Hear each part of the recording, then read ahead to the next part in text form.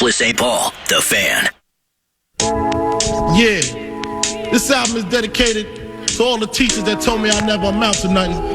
To all the people that lived above the buildings that I was hustling from that called the police on me when I was just trying to make some money to feed my daughter. Yeah.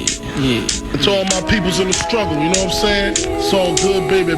Check it. It was all a dream. I used to read Word Up magazine. Salt and Pepper and Heavy D up in the limousine.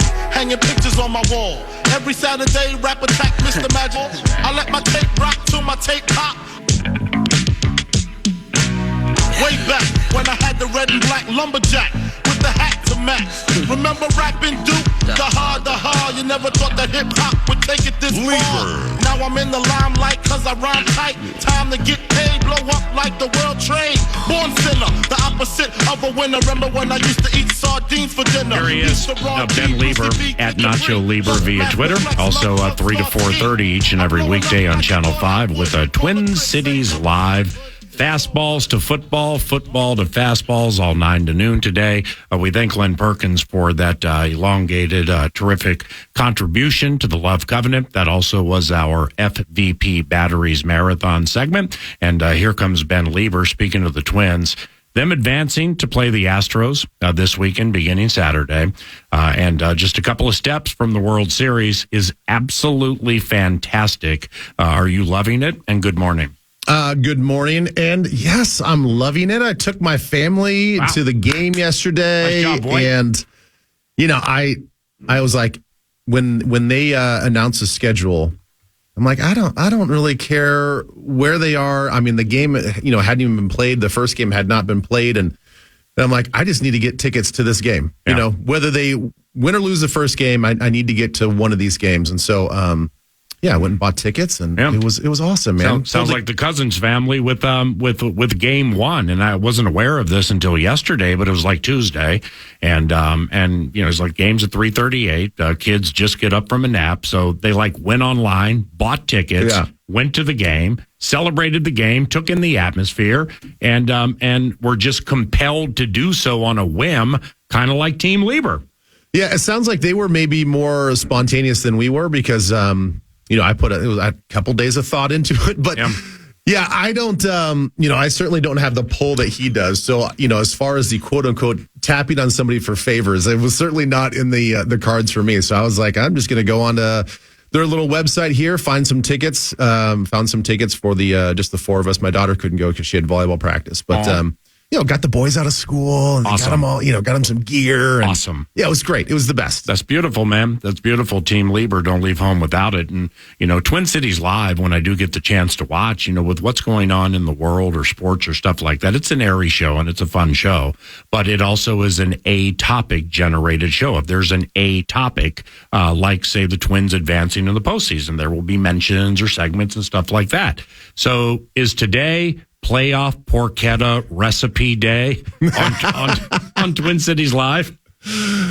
Yeah, it's going to be playoffs and pumpkins. Yeah. And, we're going to have... Oh, cutting pumpkins. Oh, we're going to, we're going to have all sorts of crafts and stuff dedicated to just the baseball. But no, it will be, I've mentioned this before, the first 15 minutes, our little first A block segment is always a host chat where we just talk about whatever we want to talk about. So it is a little bit more of the topical stuff. It's the lighter stuff. It's the more personal side of the show. So yes, we will be talking about the Twins right off the top of the show. I will be just sharing the pictures and videos that I took yesterday. Sweet. So yeah, and you know what? It's been great because we've had a midweek weekend here at Twin Cities Live because of the baseball playoffs and ABC National taking one of the series. I've had the last 2 days off. Wow. It's been amazing. It's been quite amazing. And it's been amazing while you recognize the blessing of having the job and doing the job and working at the job and you love the job, but anytime you can decompress and just get a few hours are you kidding me? Even 1 day to 1 day? Come up for breath, man. Yeah, it's the best. You get it. When you're doing Canterbury and Full Tilt, and especially when the season starts and all that stuff, you don't get a day off. So if you throw in a day or two off just spontaneously in there, it's the best refresher. So I'm like you. I haven't had a weekend off, and since the football season started, so it's been it was a nice deal to have baseball interrupt our broadcast for the last couple of days. So once again, Twin Cities Live, 3 to 4:30, Channel 5 today. They're back at it, and at some portion of the show, you'll get a playoff porchetta recipe and maybe some MLB mac and cheese for this weekend with the Minnesota Twins. Good luck against the Stros. Football, fastballs in football. Ben Leber at Nacho Leber via Twitter. Good morning. What's distinct with a Steve Spagnuolo defense? Like when at its best, what is required? Well, it's an attacking style of defense, that's for sure. He really, really wants to be the aggressor on defense. He wants to be the one that is proactively finding every way that he can to get the upper hand. And, in a lot of sense, that should be the way you should be using your defense. This year is a little bit different. I think they are much more physical at the line across the board, even with their secondary, than maybe they have in the past. They've increased their talent. They get Nick Bolton back this week. That'll be a big jump for them on their defense. So I would say, as we talked about Spags' defense before in the past, there is a lot on their plate. He gives them a lot. Every defensive lineman, linebacker, and safety has to know every formation, every adjustment, every audible. You're always thinking about what the offense can do and what the requisite check is going to be. There's an audible, and he wants to make sure that he, like I said, puts his defense in the best position.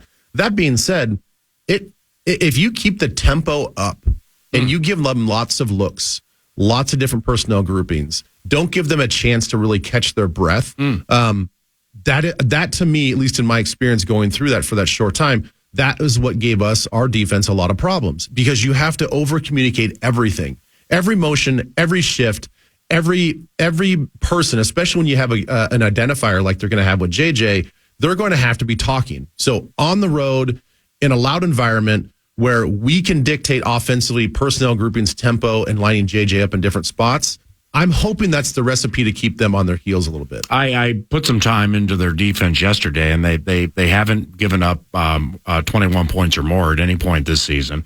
They had some moments last year where you can tell when they put the pedal to the metal defensively, and they just didn't want you to turn this into a track meet. That their defense can be fantastic at times. And I think it's human nature for a team that good that has Super Bowl aspirations to have patches of games and or seasons where, calling them bored would be a little too strong, but they just know. It's kind of like the 98 Vikes, man. Jimmy Hitchcock had 7 interceptions, 3 went to the end zone because, he just knows if I jump this route and I'm wrong, well, that offense over there is going to make up for it with 10, 14, or 20 points. Right. So they're able to do things out of body, in essence, that some other teams are not able to do. And I just sense that is these Chiefs, because they know Patrick will find a way to make it right. Yeah, that's the ultimate X factor. And you hear not just our coaches talking about it for this week of the game week, but any coach that has to face him for the upcoming game, they all properly give him the respect that he deserves, because whether it's the design play and he gets the ball out on time and in rhythm, he's definitely skilled to do that. But obviously where he makes a lot of his dough and where he gives a lot of defensive coordinators migraines is that his improv skills and the way that he does all that stuff, the extending of plays, it's phenomenal, and Patrick even talked about it himself. He's like, one of these days, they're going to actually drop a spy on me because I'm faster than most people think. He's like, I run sort of goofy, but when you actually are on the field with me, I'm faster than people think. So he recognizes, he's self-aware enough that he doesn't have the best running style, but he knows how to pick up yards. And so he always has that portion of his game too, where if you play man coverage like the Jets did, and you turn your back on a 3rd and 15, he's just going to pick up 16, 17 yards. With the Kansas City Chiefs in their most recent game against the Jets, what do you make of getting into a super tight one with Zach Wilson and the Jets? Well, it's interesting because Andy Reid talked about it too. That's the best. Like, he really thought he literally saw Zach Wilson flip that switch and become the player that they thought that they drafted. And It happened during their game. So they weren't anticipating maybe being in a dogfight like that with him. But the thing is, like, the defense rose up, and the defense to me really is the talker of the whole team. I mean, you have Patrick Mahomes, you have Kelsey in his personal life. But outside of that, then you can talk about Pacheco. I mean, his carries are getting more and more every game. They're trusting him more and more in the run game and all that other stuff. But their offense it's not as maybe as explosive and dynamic and maybe formidable and threatening as it once was. Mm-hmm. And the defense was always the one that was like, their defense is okay. Now it's a little bit of the reverse. I think their defense is sort of the talk of the team, and their offense is just kind of like, trying to pick up the pieces and trying to find a rhythm. So I think when it comes down to Zach Wilson a little bit, they caught him. I mean, Zach Wilson caught that defense, I think, slipping a few times. Yeah. They did not expect him to thread the needle, to take the risks that he took. And, Zach did a great job except for fumbling that ball. And they, with the way they use their tight ends, I mean, of course, you have Travis Kelce, and he's the headliner. He's going to get all the coverage, generally speaking. Then they have Blake Bell, the former Minnesota Viking, who is just super tough, plays a sneaky role for them. But then the guy in the middle with the last name Gray, and we're talking about Noah Gray. I mean, he can jump in there and be sneaky too, right? Noah Gray? Yeah, he can be a little sneaky too. I mean, I talked about our offense using lots of different personnel groupings and stuff like that. We've used a lot more tight ends than we have in the past, and sticking 12 personnel a little bit more. But they're not afraid to go a little bit bigger with their tight ends too. But the thing is, when you talk about Kelce, he's not really a tight end. Yeah. He's more of a wide receiver, kind of like how we like to use Hawkinson. So, right. And it's like Sam Laporta with Detroit. He's a tight end. But he's like, if you watch him closely, he's like Chris Cooley. He is like, they use him like how Washington used to use Chris Cooley. Yeah, good example, yeah. You know what I'm saying? Yeah, it's a good example. And then Laporta's on the fast track, but we can talk about that some other time.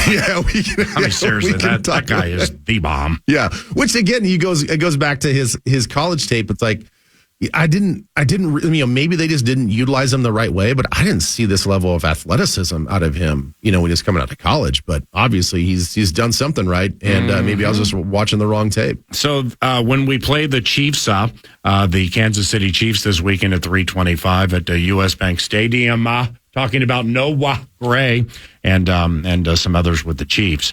These Chiefs, man, they are so cocksure in what they do. Watch them attempt to put Jerick McKinnon on his biggest game in 5 years. No, I don't see it. Well, you got Pacheco, but McKinnon plays a ton. I know. I get that. I'm saying attempt to put him on it, or do you think, because that would be like putting valor as the better part of discretion a little bit? Yeah. As much as I would love to see Jerick get his touches, and I think he was slowly becoming a really big fan favorite. I know internally with the organization, the locker room, they love Jerick. Yeah, he's a great dude. He'll get his touches, but don't get me wrong. But they are trusting Pacheco more and more every game. Yeah, and the thing is, he's still a young running back. Pacheco is, and I wonder if he amped himself up so much to play in front of his friends and family. Yeah. in that New York game that. Is there like a little bit of a letdown, coming into this game? I don't know. I guess we haven't seen enough of, his career to suggest that, but it seems like they are amping up his frequency of runs, and frequency of touches. So I would imagine they're going to do the same thing this week. That he's becoming more of their RB1. Pacheco with an intangible. I mean, they're the intangibles, but here is an intangible. The Jets tried to bait him into chicanery and fights and just stupid stuff. Yeah. No fewer than 4 times.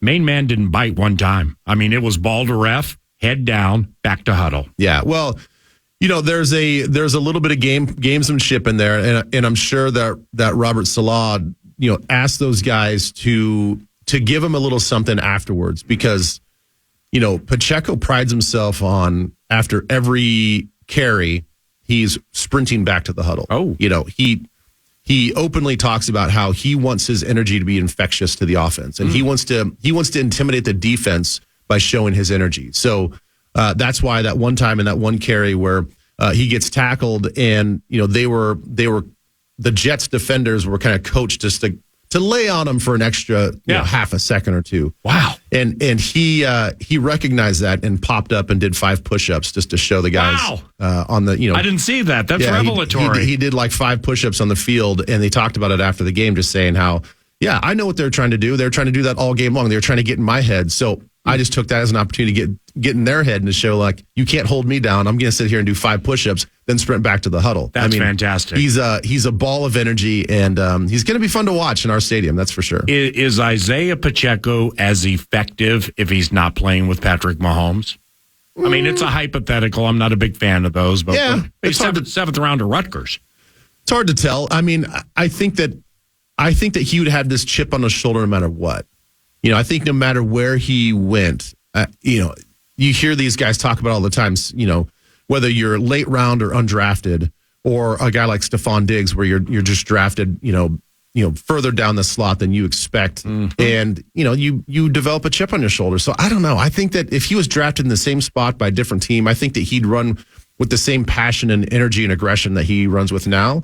And, but listen, the thing is, Mahomes is one of those guys that's going to make everybody better. Yeah. I'm sure he makes his offensive line better just by, the things that his leadership and the intangibles and the things that he says and the things that he does. So yes, I'm sure that Pacheco's boosted a little bit by the presence of Mahomes. And first time we will get to see Mahomes in a regular season game. When we were there in 19, he was scratched, and it was Matt Moore, and that 90 whatever Damian Williams run with Tyreek Hill.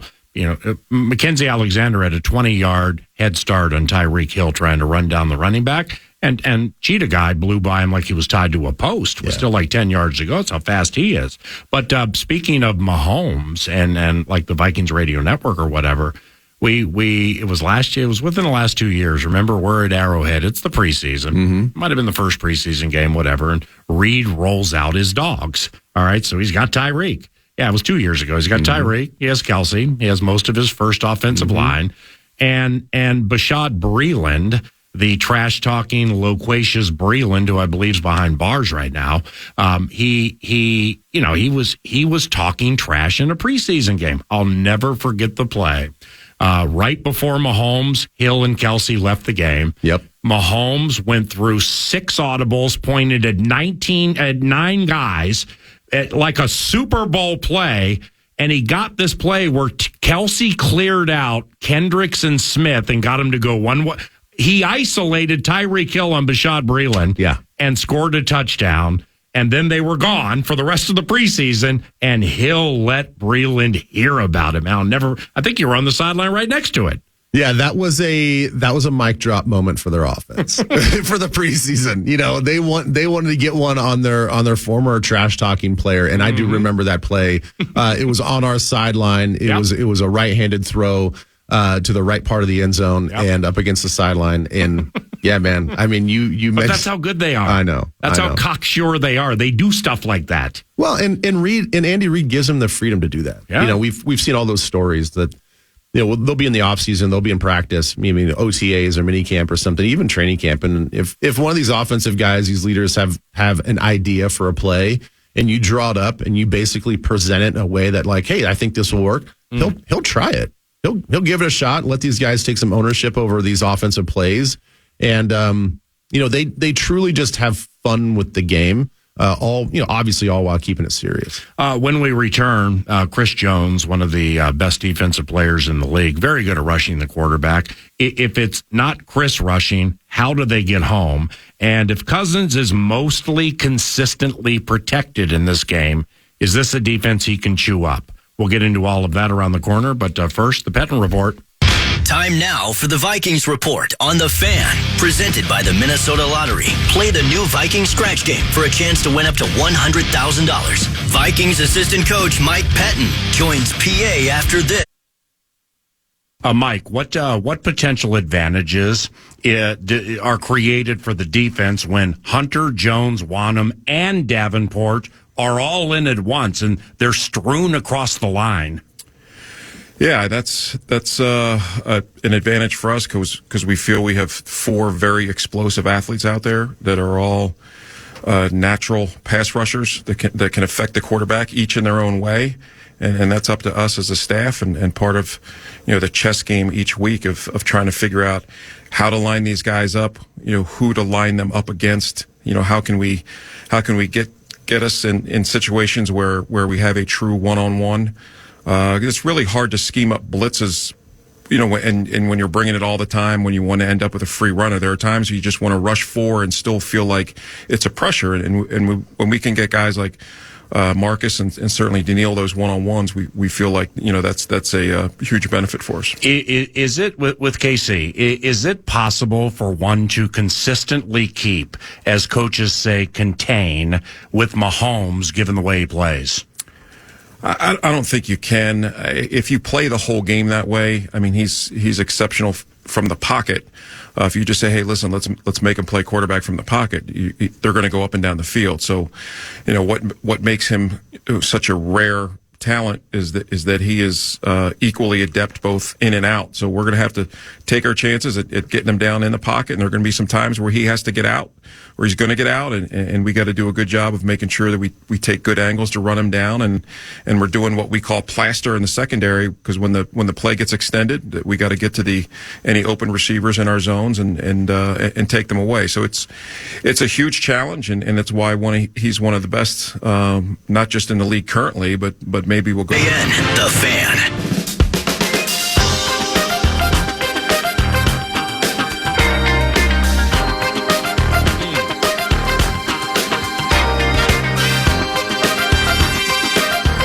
To noon. Today is a shaka.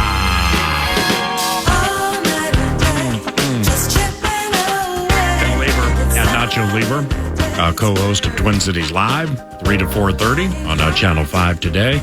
He's back in action, and the Minnesota Vikings will be back in action this weekend.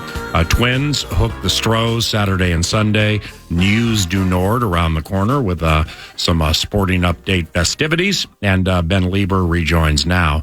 Chris Jones, I mean, if somebody argued Chris Jones is the best overall defensive player in the NFL, I mean, get an Aaron Donald. We can get some arguments in here, but he is so important to what they do, and he rushes the quarterback from so many different spots. So if it's not Jones, how do they get home with their rush? It's a good question, because they haven't been doing a great job with just their four-man rush. That's good news. That's great news. That's great news. They have resorted to really needing, as good as Karlaftis is and Chris Jones are together, the front four, when they've been asked just to rush, it hasn't been great. I think they had 9 pressures against the Jets, but they really had to bring some linebackers. They had to bring the nickel. They had to bring some secondary guys. They really had to use most of their pressures and quarterback hits came from the second and third level defenders, and that's not what Spags wants to do when you have those big guys up front, those pass rushing guys up front. So, with Chris Jones, I think that he's disruptive. He's one of the elites in the league, but I think their defense really needs to be able to pin their ears back. When they are playing 50-50 ball, which I'm hoping that we can keep for most of the game and not let Kansas City have a lead. When Kansas City has a lead, I think that's when Chris Jones is just he's fearsome, man. I mean, they can dial up so many different things, and they can keep our offense on their heels, and they're going forward, they're going downhill. That's when he's really scary. But I mean, not to disrespect him or this front four, this defense, but I think if we can just kind of keep it 50-50, you mitigate all of that intimidation and take away some of their strengths and what he's really good at. Now, offensively for the Vikings, if mostly consistently protected, can Cousins chew them up? Yeah. I think that he can, and this will be their biggest test so far. Their defense has been the biggest turnaround for this team this season compared to the last couple seasons. So you got to respect him. L'Jarius Sneed's probably going to line up on JJ as much as he can. I mean, that's what he did with Garrett Wilson last week. That's what they've talked about all week long as far as the way they implement Sneed in their defense this year. They really feel like they've got a lockdown corner. But again, we do a lot of unique things with JJ. Is Snead going to be in the slot with him? Is he going to travel with him everywhere? Is he going to line up on both sides of the field? How are they going to handle how much we move JJ around? That will be the interesting part. And so, definitely something we'll have to watch in the first quarter is how they want to, how they view that matchup. Do they really feel like they need to lock down one guy with him and travel all over the place with JJ? We'll see. I'm pretty confident. As long as JJ can, I think the difference with JJ this year compared to the last couple of seasons is like his ability to be physical.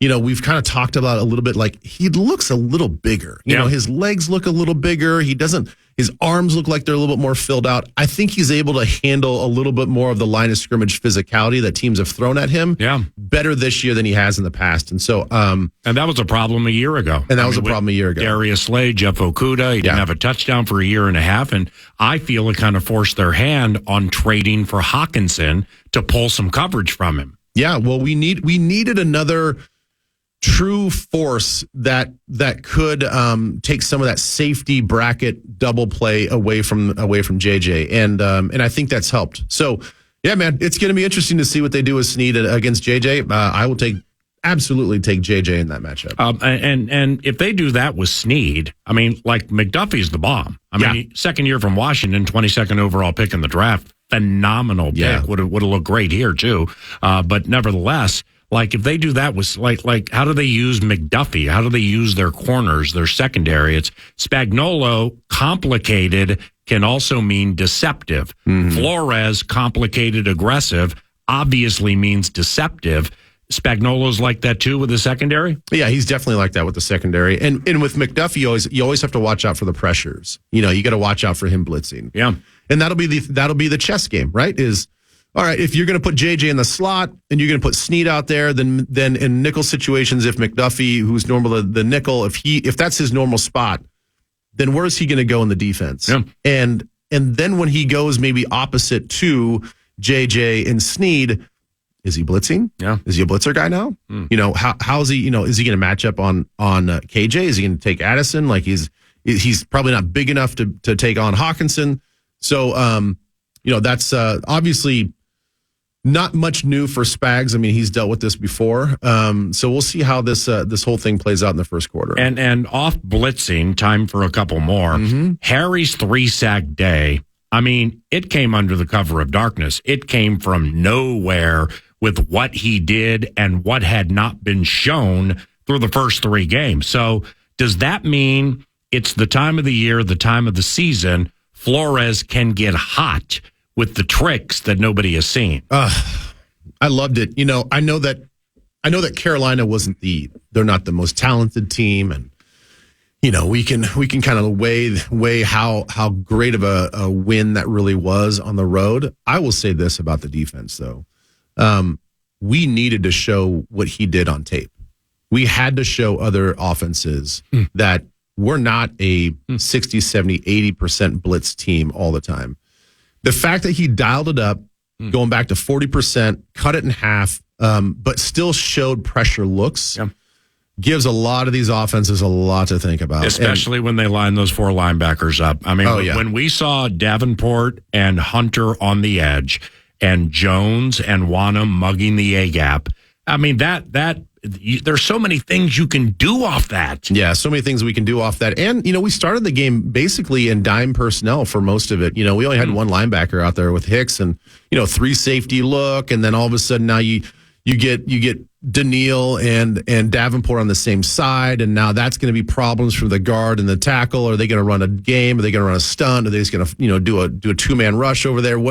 What's happening? And all of a sudden, oh yeah, by the way, here comes Harrison Smith from a disguise. It's like, It just made me smile when the game was over because we needed to have that gamesmanship put on tape, and we needed to give offenses a lot to think about. And I'm sure that's exactly what Kansas City's thinking about right now is, they have, every offense has, an out, a hot, a call, when they get a beat on what's going to happen. But now they don't know if we're going to drop in coverage. They don't know if they're going to run a quick slant right into a dropping Harrison Smith, and all of a sudden he's got a pick 6 because you thought he was going to blitz, and now he's not going to blitz. And Now all of a sudden the nickels, I imagine now this game we're going to see a lot more of the nickel pressures. They're going to be calling everything over to Harrison. Harrison's going to draw all their attention. And now all of a sudden you bring that weak side mother on the other side and he gets a quarterback hit. Hey. So, dang. Elizabeth, he's playing really fast. Be prepared for Twin Cities Live today, 3 to 4:30, specifically when delivering the Twins playoff porchetta recipe and maybe some MLB mac and cheese. We'll be watching today. Have a good day. Yeah, you too, man. Thanks. That's Ben Leber, News Du Nord around the corner. And in the final hour, we have the Coach's Covenant, where we will replay one-on-one interviews with Kevin O'Connell, Wolves coach Chris Finch, and a Wild coach. On the Fan. News by The Casino at Canterbury Park, CanterburyPark.com for all the details. From Tuesday night bingo to poker, blackjack, table games all year round, Canterbury Park's the spot to go. Minnesota Wild preseason matchup, by the way, you're going to get to hear from head coach Dean Evison during the final hour. Let's call it 11:40. And excited to catch up with Dean, as we always are. But you'll get to hear that this evening right here on The Fan, which pushes... you've been waiting for this matchup all year long so far, NFL fans. The Chicago Bears are at the Washington Commanders. The Commanders are 6-point favorites in this one. Sam Howell. They should have went for 2, but these Commanders are so much better and so much more game into this season with Sam Howell, Brian Robinson running the ball, and the defense showing its face as well. But Bears and Commanders will be on KFAN, The Plus. Now, I rattled through that very quickly because I want to get to some Twins-related audio. The Twins, on to Houston! Game 1 of the American League Divisional Series will be Saturday at 3:45 p.m. And the Minnesota Twins got there by sweeping the Toronto Blue Jays. And some audio from yesterday as part of the celebration. I want to start here. Here's Carlos Correa. Man, he just doesn't want to go home. For me, it's knowing that if you don't win ball games, you go home. Going home for me, it's not fun. Last year when I was sitting watching the playoffs, I told my wife I never, ever want to again miss the playoffs. When you're in between those lines, you just focus a lot more. You give everything you have out there, all the energy. Every little thing that's bothering your body, it doesn't matter. You just go out there and you try to perform to win games. And that's what I'm going to keep doing, everything I can to help the team win. And a big part of the 2 victories over the Jays, starting pitching and the bullpen, all of it. The pitching in general, horses making things play. And here's Max Kepler on that. I've never seen a pitching staff in my career this good. And this gives me so much hope. And we're going to lean on them like they lean on us. We're going to play the game hard, just like we always do. But I have to be honest, the arms we have right now is something I've never seen before, and it's special. And then reliever Caleb Thielbar, and I think it was Thielbar who was on the mound when Chapman hit that foul and then got him into that inning-ending double play. Here's Thielbar. We had our horses on the mound. They did what they were supposed to do. They went out there and gave us good quality starts each time, and the bullpen came up in a big spots and finished it out. I mean, that's a recipe we've been going with all season long, and no reason to stop now. So again, Houston series starts Saturday. Digging into it over the course of the first hour, I encourage you to podcast with the free iHeartRadio app. Glenn Perkins on, and the way we started the show as well. An interesting series or a couple of game stretches here of decisions being made from Gausman in game 1. You get the 2-run shot from Royce Lewis early. Then I think the solo shot comes in the 3rd inning. You get your 3 runs off of Gausman. And then into game 2, Vladimir Guerrero Jr. They had him in a spot where he could have a chance to potentially tie the game up, and, he was caught. 9 runs on in scoring position. Pickoff moved back in second, and Guerrero got picked off. Correa slips in behind and combines with Sonny Gray to pick off Vladimir Guerrero Jr., who is defiant about the call. He's claiming he is safe. That's just bad base running. And like I said earlier, this could be a defining moment in this series, in this season for the Blue Jays. So as PA put it earlier, whether it was winning the Intel game, potential pitch tipping, or at least being on to it with Gausman in game 1, decision-making yesterday. And among those that'll be the most criticized if you're up in Toronto and celebrated if you're down here, Jose Barrios. We used to love him. Started 3 playoff games for our favorite team. Started his first one for the Blue Jays yesterday. And it was almost from the time he first threw his first pitch yesterday at Target Field as an adversary that John Schneider, Blue Jays manager, was already ready to pull him. Pulls him after 47 pitches after he walks. I believe it was Royce Lewis he walked. And then just a couple of batters later, Kikuchi to Correa to a Twins lead. Swinging a line drive past the reach of Bichette into center field. Lewis scores and everybody else up 90 feet. 1-0 Twins on the RBI base hit from Carlos Correa. Both those highlights courtesy of Jays Radio, Sportsnet. Ben Wagner on the call, and if you were watching it on TV yesterday, Mr. Duran comes in. There's something up with his thumb, but he continues to pitch anyway, and he just mows him down. Swing and a miss. Finally, 21 years in the making, and the Twins advance with a victory in 2 straight over Toronto, and they will meet the Houston Astros in the ALDS. That's Michael Kay, Minnesota Timberwolves owner. Alex Rodriguez by his side, ESPN on the call there. So Twins on to Houston, and it'll be interesting to see whether it should be Valdez and Verlander. We know who Houston's going to be able to roll out on Saturday, but now that you have both of our guys, Pablo Lopez goes game 1, and then Sonny Gray goes game 2. Is it an opener type bid on Saturday? Do you go straight to Joe Ryan for game 1? Maybe that's the right answer, and it's super easy for Rocco and company. I'm sorry, that's announced? No, it hasn't been announced. I'm just throwing this out there. If you got Lopez on a Tuesday, that would be 3 days rest. I like how you're thinking because of how lively his arm was. He is/was, and we could see in. No, I'm not saying Lopez would go Saturday. I'm saying I think that's what the interesting part of it is, that Joe Ryan or some sort of opener bid would be game 1 because of that lack of rest. Yeah, and Ryan with all those strikeouts, what are you going to do with that? So it's very compelling. Houston can hit home runs, and with Alvarez, you got to be careful with that. Got to be careful with Bregman. Altuve is scrappy. Pena can be very good. Abreu's been very good in the postseason. This is a daunting challenge. And it was a day of sweeps yesterday, PA. The Rays lost 7-1 to the Rangers. The Rays have now lost 7 straight playoff games going back to the 2021 ALDS. I was seeing articles. They had the least attended games going back 100 years, back when they were, I think the Rays organization is from Cincinnati, wherever they were pre-Tampa. It was bad for them from a fan standpoint, bad for them from a starting pitching to the opponent standpoint. Montgomery goes 7 in game 1.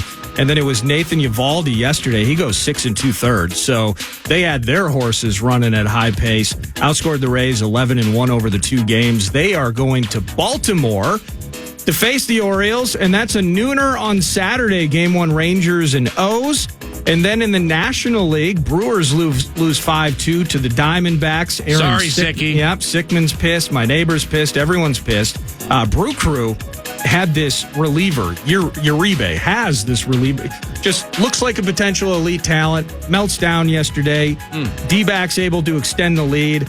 And bases loaded in the 8th. Couldn't get it done to try and extend that thing to a 3rd game. So the Brewers go home, and the Diamondbacks are at the Dodgers. Saturday, it's the late one, 8:20 p.m. Hey, just on the Tampa Bay Rays. You work so hard during the course of a season to get to that spot and get the right to have those games. Yeah. And then, as I mentioned yesterday, in game 1, 19,074 people show up. And that's the that's supposedly the most lightly attended postseason game since 1919. Well, whether the players or those with the team want to recognize it or not, that absolutely impacts the players. They roll out for a postseason game, and they're trying to get to the World Series, and they've had a Wander Franco problems. They've had some problems this year, man. And it's like quiet and dank and dark, and then they get run in both games. That's such a depressing situation for the players of that team. And then they did just approve that 30,000 seat stadium, so they're excited for the new ballpark. And now fans are already mad that it's not in Tampa. It's still on the Clearwater St. Pete Island bit, so it's still going to be a pain in the ass to get to. Yeah. So we'll see how that works out for the Rays, but they got a few months to think about it. And the Phillies murdered the Marlins 7-1 yesterday. Luis Arraez, as cool as he was for them at the plate throughout the season, didn't really offer him much in this two-gamer. It sounds like he might have an injury, but he was 0 for 4 yesterday. Phillies smashed him into submission, 3-0 through 4. Then it was Stott with a grand slam in the 6th. And I texted you this. Kyle Schwarber. He's hitting 197, but if he does hit the ball, it's going over the fence or he's getting runs across the plate. Yeah. He hits 197, but bats in 105 and hit 47 home runs. Wow. And he had, I think it was a 2-run double or something like that yesterday as part of that victory. But the Phillies... That's kind of like what we thought we would get with Joey Gallo. Exactly. And we got the 197. Actually, I think we would have loved it if we had gotten 197. We didn't get the home runs or the RBIs. Phillies and Braves. That should be a sweet series, actually. Starts Saturday at 5 p.m. Braves hosting Phillies. So that was what happened across Major League Baseball. Beautifully executed. And 9 to noon's about fastballs into football. And we're going to do that to begin the next hour. We will celebrate the Twins' victory and also maybe making a surprise cold call to a place in Houston. Then after that, the one-on-one with Kevin O'Connell, a one-on-one with Chris Finch, and a one-on-one with Dean Evison. We call it the Coach's Covenant on KFAN.